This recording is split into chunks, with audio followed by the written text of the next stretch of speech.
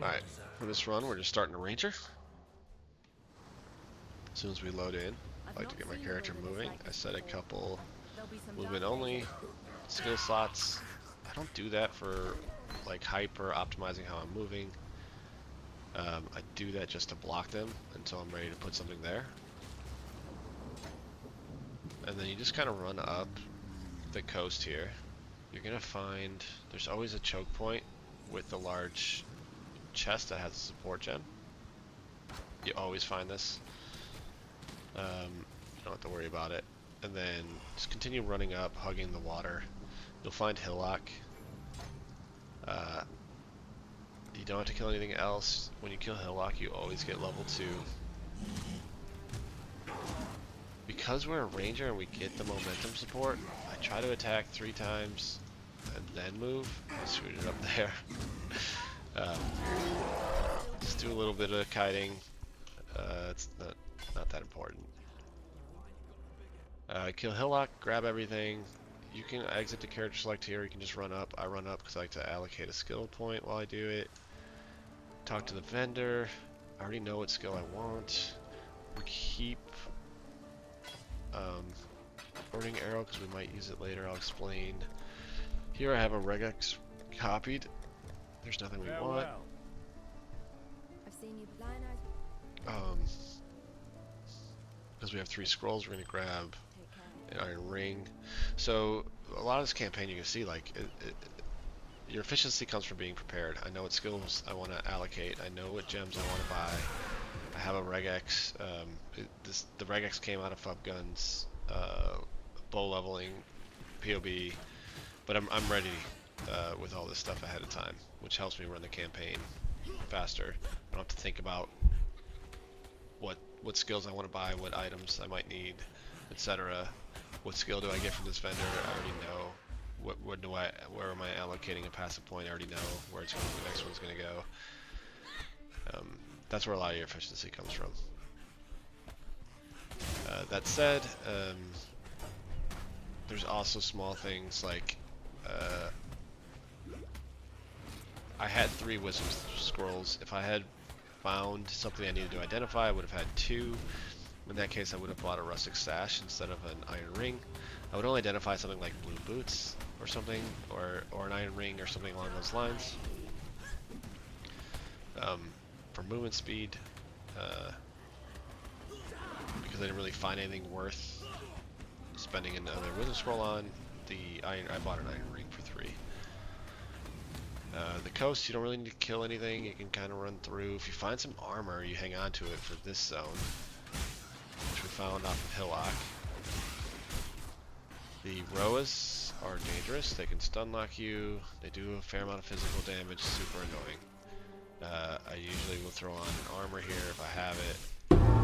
And even then, you're not just gonna face tank these things. Just strafe them. Try not to see. I just got caught. I'm getting just stunned and stunned and stunned. It's incredibly frustrating. This is just dangerous zone. It's a bit of a meme in the PoE community. Okay, so we got 2 of the glyphs. I see the 3rd one already. They're either in like a straight line or kind of like a triangle shape. I'm gonna grab those greaves because I don't have any gloves on or boots on. Great.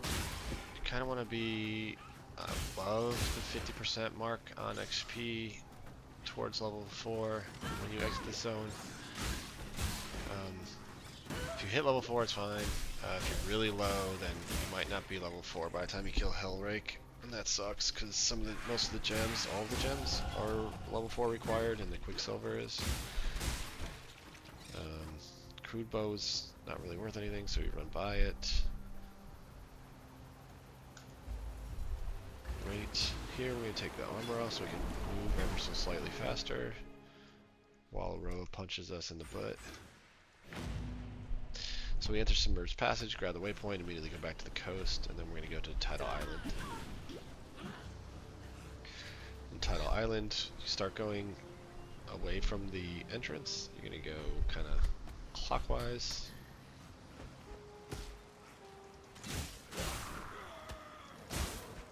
If you see a hill, you can immediately turn around, or you can take, there's usually like a cut through to the other side.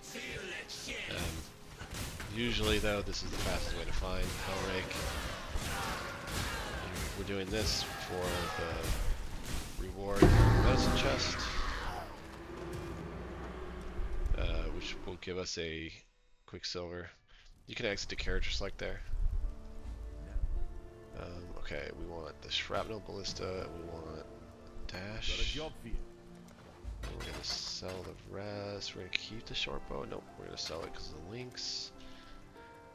Doing a quick search. There's really nothing. Okay. Do have a 2-link short bow. We're gonna go ahead and buy that. Okay. We need more green sockets, but I'd almost stop. we don't have them right now.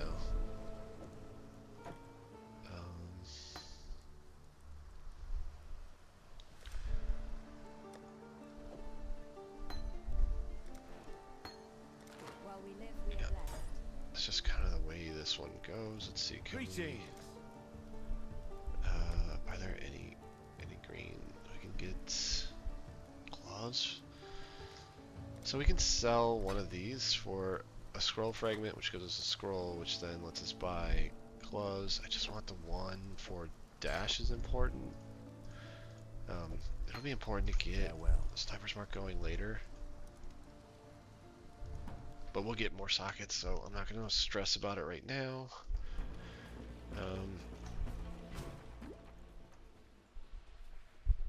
Okay. Back to Submerged Passage. There's a few places where we're looking for a bridge. There's a few places where it can show up. Well, most often I think it's down this way. Sometimes it's up that way, and then otherwise it's right here. So when we find this, we drop our portal, and we keep running. And we do that for a few reasons. One, it allows us to not have to backtrack, but then two, by the time we come back to kill the Dweller, we'll have a couple more levels. We'll be stronger, it'll be easier. And the Dweller, it's going to be like right over here. But the Dweller is skill point quest, so we'll complete it. I'm going to grab this just because it's got some green sockets, although I'm not ready to wear it. We did level up, so we can swap our bow, which will give us a little more damage.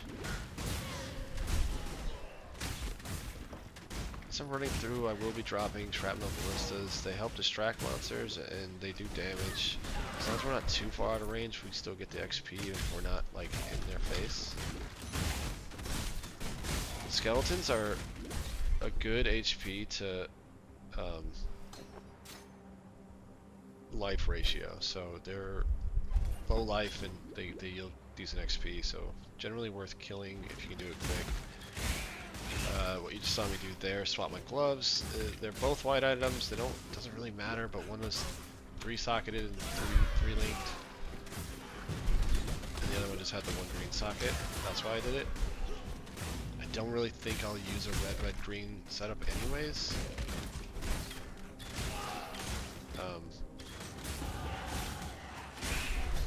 There's a chance that we chrome it and we could get green-green-red or something, and we might use something like that, but odds are not.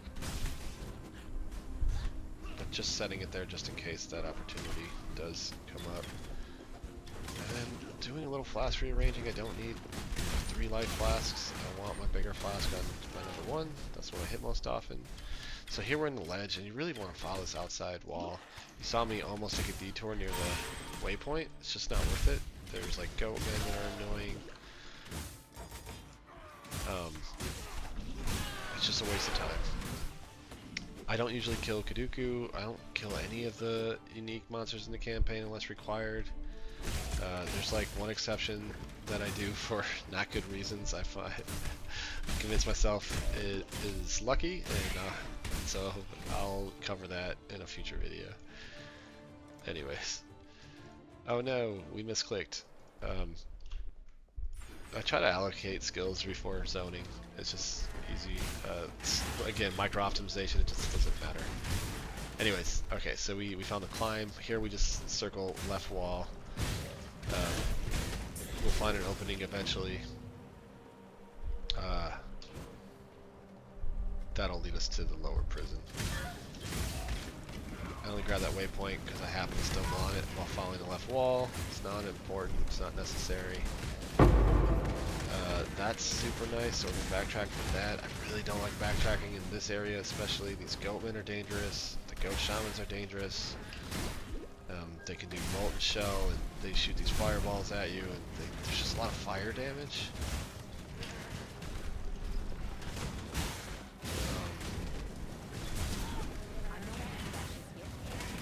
Watch out, this guy does a ton of physical damage with his rain of arrows. Opened my character screen to show something and haven't really had a chance. Okay. Defense. If you look at our defenses, if you look at our resistances, there are none. So all this fire damage is hard to do with this early. We got lucky with that Quicksilver flask there. So yep, we put that on. Only misery. We grab this waypoint and we immediately go back to town, and we're going to go in that portal that we left for ourselves. And now, because this was here, we know that the Flood of Depths is up this way.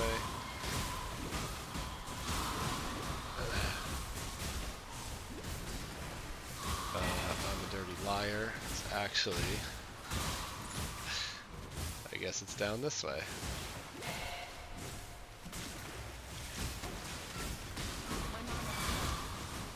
So the zone's level 5, we're already level 7, we don't really need to kill anything here.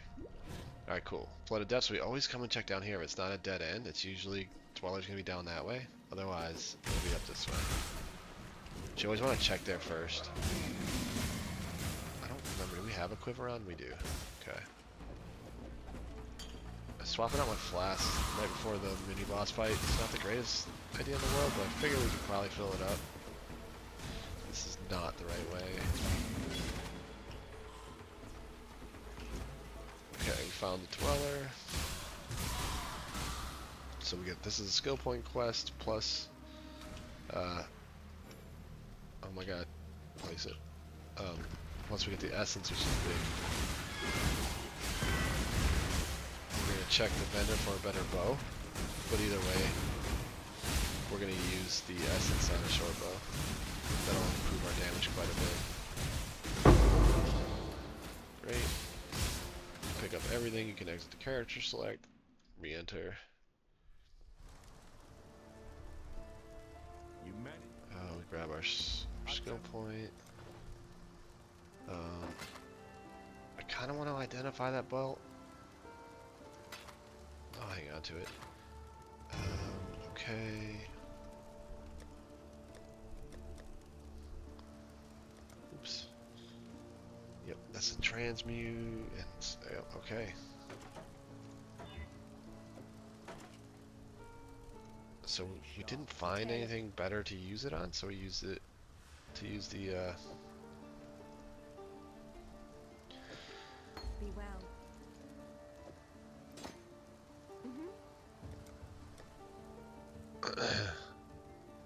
we didn't find anything better to use the essence on, a better weapon. So we went ahead and used it on the one we were wearing. We try to find something better for something higher item level, so we can roll better mods. It's early though, and it doesn't matter all that much. Other than that, we're leaving the armor on now. I don't know. It's fine. It's not that big a deal. But we get some extra sockets, and I'm tired of dealing with socket pressure. To use at least my basic skills.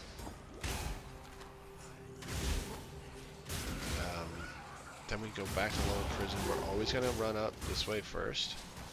That's lower. This is where the trial is. I think it's always up this way. You need to do this. I don't bother waiting and timing. I just use a life flask. Run through. You'll use 2 of them.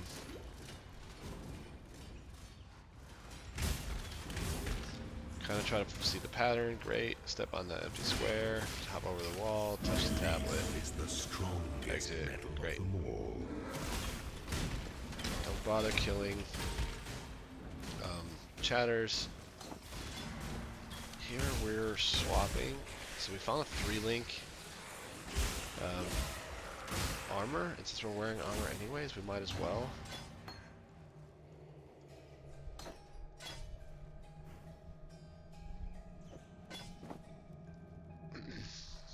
This also means we don't need the links in our bow. They just need sockets. They don't have to be linked. We don't have a red support gem for it yet. When we find one, we'll slot it in. We always want to do essences. This will help us keep our gear up to date as we run the campaign.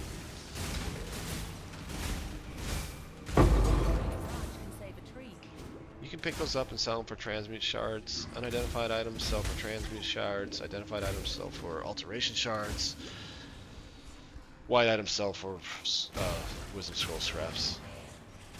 I don't really feel like I need to right now, so I'm just leaving it. I already have a large and a medium life flask, so I don't need that. We're kind of looking for... Okay, so we entered the upper prison first, and we always go up and right, because the exit, I think, has a decent chance of being up here. And if not, it'll be a dead end, generally quicker than if you went the other way. Yep, there it is. We're hoping to find, I suppose we don't need it because we already have 2 quicksilvers, but there's a, I guess, slightly hidden room with a Quite sure of yourself, aren't you? strong box in there, and the strong box has a very high chance to drop quicksilver flasks. I forgot we already have 2, so it's not something we need. We're gonna go ahead and identify the belt. It's not great. I'd rather have the physical damage. We're gonna slot our skills. Just follow the blood trail here. You think me a horror? Dodge the skills. If you have a mark, use it on them.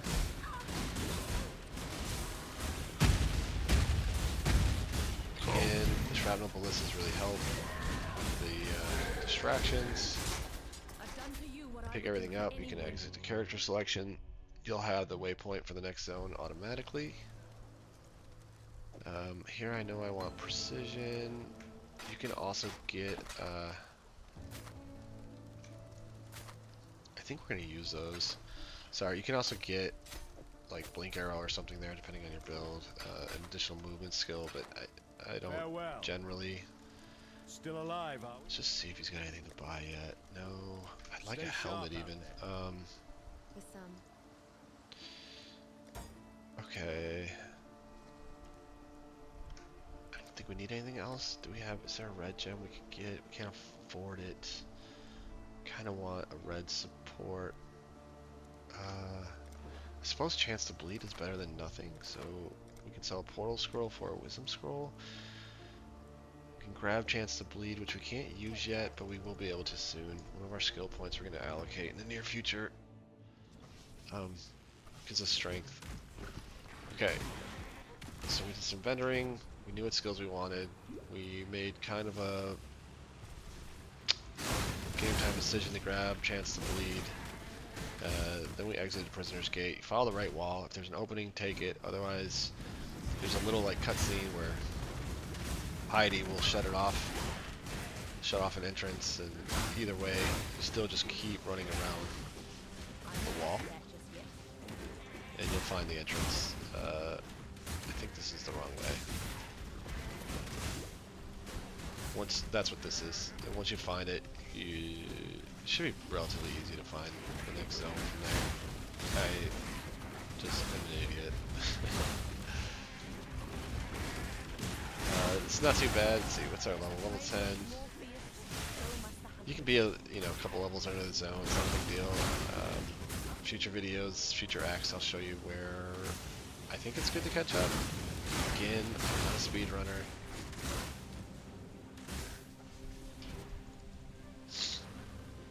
Alright, we got through. We're in the ship graveyard. We hopefully find a waypoint.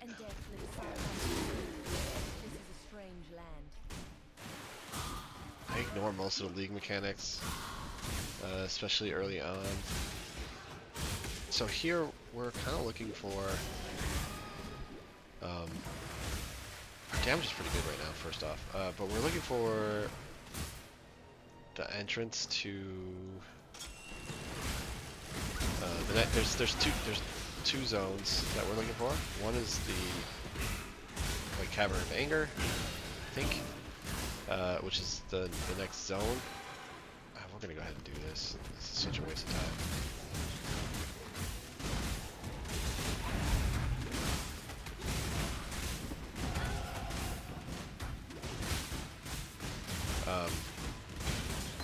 Yeah, what a waste of time. I'll take that though. That's fine. Oh, I need the medium-sized flies too. Dang. Okay, there's two zones. There's like the shipwreck, and there's the Cavern of Anger. Cavern of Anger's next zone. Shipwreck is the skill point.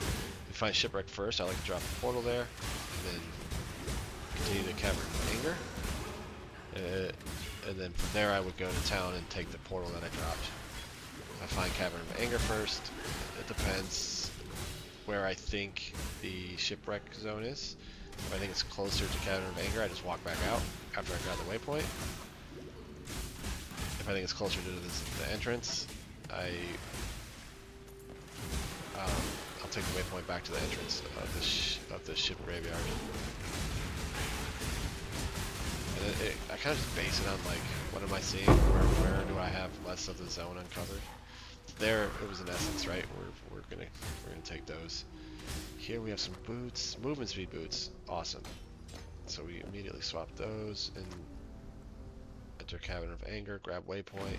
I think it's probably closer to where we were, closer to the waypoint. So I think it's in this zone. So I took the waypoint. Otherwise, I just walk out and we'd have to walk all the way down there.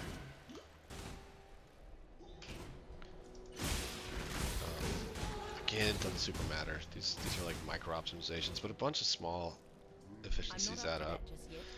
Cool. We got the ship graveyard cave. We're gonna allocate some skill points and accidentally engage with the lead mechanic and just run away from it. Okay, I think it's gonna be up this way, just based on that being like a solid wall. And I'm probably wrong. I hit so many dead ends in this zone. These are magic monsters. We kill them, get XP. We don't have a helmet, which is interesting.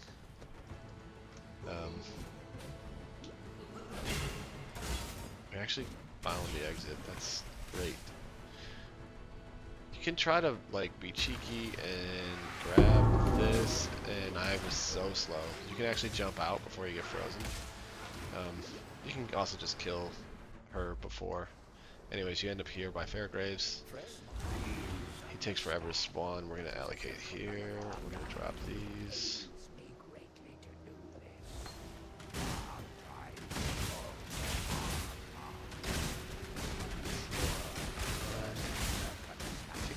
We have a burning arrow, right? Automatic barrage, sniper's mark, burning arrow. We're gonna drop this in there and there.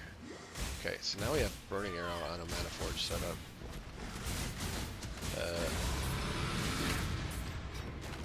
So mana forge arrows helps us, like, as we cast arrows, it'll cast whatever it's linked with after a certain amount of mana is spent on it.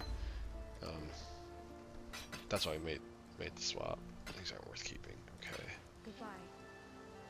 So I haven't gotten our chance to bleed off, which is fine. Greetings. Is there anything good here? Nope. Stay sharp out there. Okay. Just continue on. Oh, you know what? We are gonna go back because we're fighting Merveil soon. Yes? We'll check for Sapphire Ring. Let's see. We need another Wisdom. We don't need portals. I'll sell one, except by 28%. Sell this. Goodbye. Let's go. Could also think about buying an amulet there for the strength requirement that we're missing, but the next level we get some strength. I'm not too concerned about that. And we're going to swap out Galvanic for Rain of Arrows.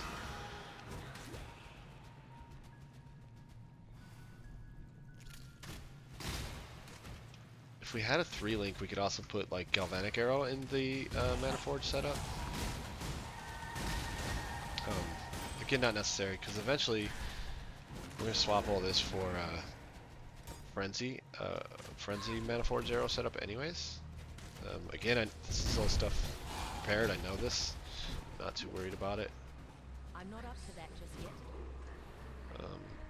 Yep, we're just looking for the exit there. There's nothing to do in either of these zones, you're just getting through them to the exit. You gotta watch out for these, I don't know what they're called, but the siren chicks. They spawn these guys, and these little red dudes will explode on you, doing a bunch of damage. Super annoying. Died these. Merveil's attendants. They spawned, I don't know if you just saw it, they just spawned them. So just watch out for that. It's also why I like having Mirage Arrow linked.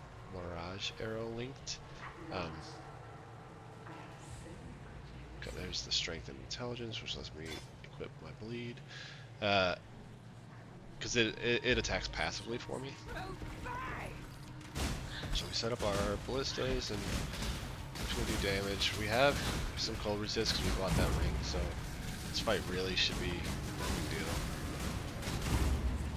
The annoying part is she bounces away from our shrapnel ballistas. But we've got some decent damage. Just make sure we put our mark on there. We cast our shrapnel ballistas and keep our potions up.